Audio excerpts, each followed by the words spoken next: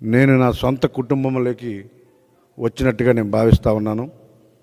ఎందుకంటే నేను ఒక అభిమానిగా ప్రజారాజ్యం పార్టీలో జాయిన్ అవ్వడం జరిగింది. ఆ రోజు ఆ పార్టీ ఆవిర్భావానికి ముందు కూడా నేను ఎన్నో కార్యక్రమాలతో ఆ రోజు ప్రజారాజ్యం పార్టీలో అన్నతో పాటు జర్నీ చేస్తున్నాను. కాబట్టి నేను యువరాజ్యంలో కూడా నేను పనిచేస్తున్నాను.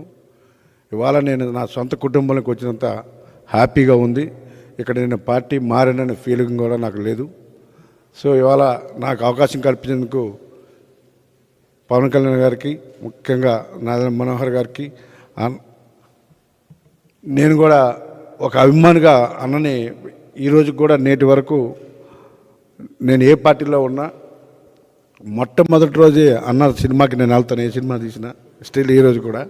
సో ఆ అభిమానం నా జీవితకాలం ఉంటుంది. కాబట్టి సో ఇవాళ అన్నతో పాటు నడిచి వైఎస్ఆర్ కాంగ్రెస్ పార్టీకి ఇవాళ రిజైన్ చేస్తూ ఉన్నాను.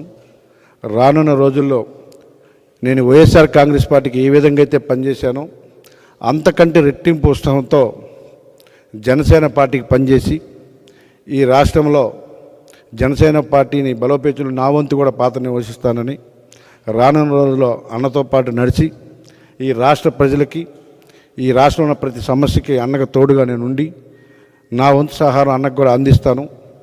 ముఖ్యంగా విశాఖపట్నంలో మీకు అందరికీ తెలుసు, నేను వైఎస్ఆర్ కాంగ్రెస్ పార్టీలో ఎంత కష్టపడ్డాను, ఏ విధంగా పనిచేశాను, ఎంత డెడికేట్గా ఉన్న అందరికి కూడా తెలుసు. సో ఈరోజు ఇక్కడ రావడానికి కారణం, నేను ప్రత్యక్ష రాజకీయాల్లో చాలా చురుగ్గా ఉండేవాడిని.